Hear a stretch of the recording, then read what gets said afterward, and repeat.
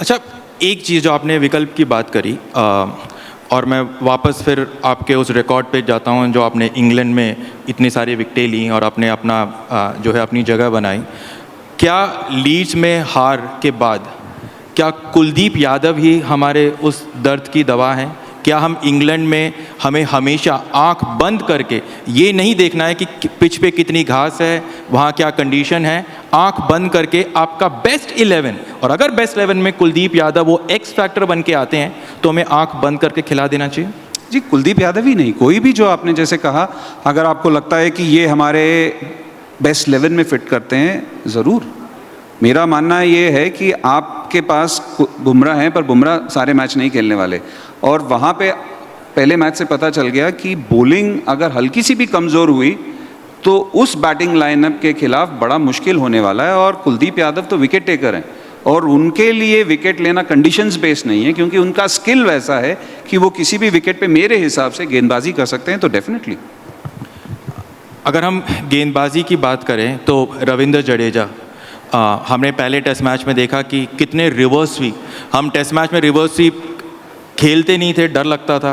यहाँ तो हमने इस लीस्ट टेस्ट मैच में 50 रन जो खाए हैं वो सिर्फ रिवर्स स्वीप से खाए हैं। हमने 8 चौके सिर्फ रिवर्स स्वीप पे खाए हैं रविंद्र जडेजा ने।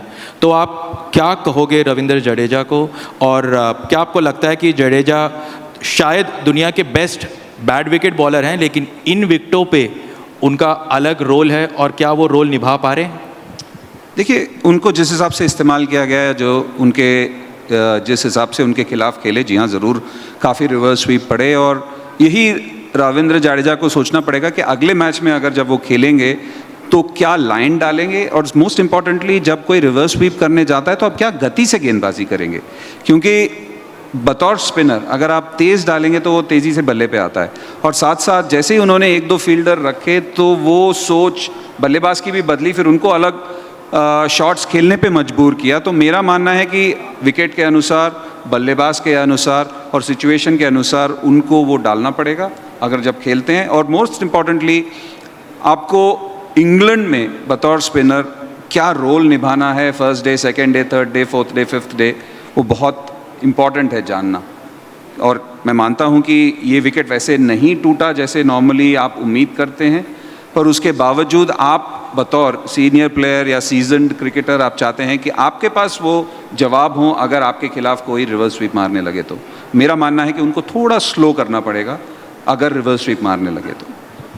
अच्छा, हम थोड़ा सा क्रिकेट में एंड चेंज करते हैं, हम थोड़ा क्रिकेट से हटके आपके दूसरे स्टिंट, आपके कमेंट्री पे आते हैं। मैं बस आपसे जानना चाहता हूं कि नवजोत सिंह सिद्धू, विवेक राजदान, डैनी मॉरिसन, इन सब के साथ कमेंट्री करते हुए कैसा एक्सपीरियंस होता है?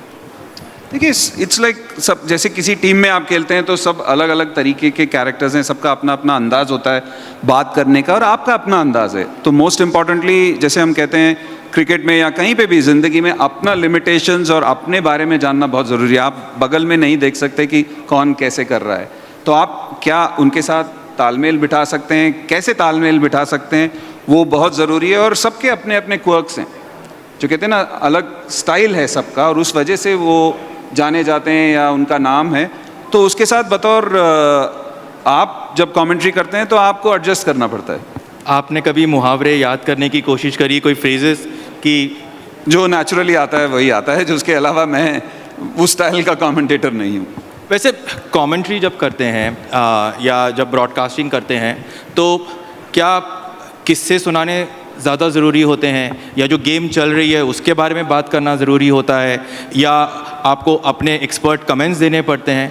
कमेंट्री कितनी आसान है, कितना मुश्किल? कमेंट्री मेरा मानना है वन ऑफ द टफेस्ट चीज़ है, और मैं बता देता हूँ, क्योंकि कमेंट्री का भी जो स्टाइल है काफ़ी चेंज हुआ है। वो रिची बेनॉक के टाइम चले गए जब आप चुप रह सकते थे बहुत देर। मैं आपसे जानना चाहता हूँ, अगर कमेंटेटर्स एक ओवर पूरा ना बोलें तो आप लोग क्या करेंगे? ताली ताली ताली बजाएंगे? नहीं, हिंदी में या इंग्लिश में? बंद कर देंगे। तो वही हो गया है, वो चेंज हो गया जो पहले नहीं हुआ करता था। पहले आप अभी भी देख लीजिए, आप इंग्लैंड में जब स्काई स्पोर्ट्स कमेंट्री इंग्लिश चलता है तो कभी कभी नासिर हुसैन और माइक एथरटन एक ओवर कुछ नहीं बोलते, पर वहाँ पे अलाउड है। वहाँ की सोच वैसी है जहाँ पे वहाँ पे अलाउड है। इवन T20 क्रिकेट में वो नहीं चाहते कि आप अपनी आवाज़ अपनी बिल्कुल ही ले जाएं जब चौका छक्का लगता है, पर यहाँ पे उम्मीद करते हैं लोग, और मुझे नहीं पता ये कौन सा रिसर्च है, पर ये उम्मीद करते हैं, इज़ व्हाट हमें बताया गया है। तो कभी कभी वक्त आता है एनालिसिस का, बहुत टाइम तो वक्त नहीं मिलता बहुत ज़्यादा एनालिसिस का, क्योंकि अगर मैं आपको कुछ दिखाना चाहूँ, बल्लेबाजी दिखाना चाहूँ या फील्डिंग स्टाइल दिखाना चाहूँ या बॉलिंग के बारे में कुछ दिखाना चाहूँ, जब तक मैं हाथ से नहीं करके दिखाता और खुद होके नहीं दिखाना चाहता, शब्दों से उसको एक्सप्लेन करना 6 गेंदों के अंदर, I think one of the toughest चीज़ है। किसी को समझ नहीं आएगा, मुझे लगेगा कि मैं समझा रहा हूँ क्योंकि मैं खेला हुआ इंसान हूँ, पर जो सुन रहा है मुझे नहीं लगता उसको समझ आएगा मैं क्या कहना चाह रहा हूँ। कोई भी हो, वो सनी भाई हो या रवि शास्त्री हो या विव रिचर्ड्स हो, नहीं समझा पाएंगे जब तक आप दिखा के नहीं करते। तो वो लोग उम्मीद करते हैं। कभी कभी एनेक्डोट्स का टाइम आता है, क्योंकि जब मैच में कुछ नहीं हो रहा होता तो आप चाहते हैं कि कुछ स्टोरी बता दें, पर स्टोरियाँ भी उतनी ही हैं। महाभारत को हम काफ़ी बार समझा सकते हैं, पर महाभारत उतना ही है, उसके कुछ कुछ पहलू निकाल सकते हैं, पर है तो उतना ही। तो हर चीज़ का एक वक्त है, हर चीज़, जैसे हम कहते हैं ना मैच में सिचुएशन के हिसाब से खेलना पड़ता है, वैसे ही कमेंट्री में भी सिचुएशन के हिसाब से मैच का रुख देख के या क्या चल रहा है, अच्छा चल रहा है तो कुछ करने की ज़रूरत नहीं है, मैच खुद ब खुद चले जाता है। जब बीच में बोरिंग हो जाता है तो तब आप कुछ करना चाहते हैं। तो जैसे अलग अलग पहलू हैं। तो जैसे आपने अभी रुख बदल दिया, आपने फ्लोर को ओपन कर दिया, तो मैं भी फ्लोर ओपन कर देता हूँ। कोई है जो यहाँ पर मुरली कार्तिक से कोई सवाल पूछना चाह रहा है? जल्दी से क्विक 1-2 क्वेश्चंस पूछिए, मैं आऊँ आपके पास, आता हूँ।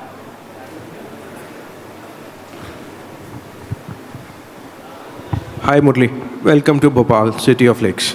I just have one question. Would you agree with Ravindra Jadeja's statement that captaining in test match is very easy? It's just about changing 2-3 players here and there on the field. ये कब बोला उन्होंने? It's all there in the social media. GS ये हुआ है ऐसे? But क्या test cricket का कप्तानी करना आसान है? नहीं सर, कप्तानी कहीं पे भी आसान नहीं है, बिल्कुल भी नहीं है। अगर इतना आसान होता तो फिर क्या बात थी फिर तो। नहीं, बिल्कुल भी नहीं, मुझे नहीं लगता ऐसा कहा होगा। I think it has been twisted. नहीं, कोई नहीं कहेगा ऐसा, क्योंकि test cricket is the ultimate test हम सब के लिए। जो भी क्रिकेट खेला है, मुझे नहीं पता आधुनिक युग का क्या सोच है, पर मेरे लिए आप मुझे आज कहेंगे कि वाइट्स पहन लो और क्रिकेट खेलने लग जाओ भारत के लिए, टेस्ट मैच क्रिकेट, तो कोई भी खेलेगा, वो अल्टीमेट चीज़ है, उससे बेहतर कुछ चीज़ है ही नहीं। जितना मर्जी आप बर्गर खा लीजिए, वो खाने का जो आनंद है वो अलग है। मुरली सर, मैं कुछ कहना चाहता हूँ आपसे।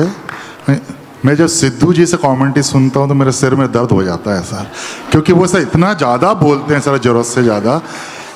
मतलब बाकी किसी से मुझे कोई कंप्लेंट नहीं है, पर सिद्धू जी जब बोलते हैं सर, वो सोचते हैं कपिल शर्मा शो चल रहा है सर।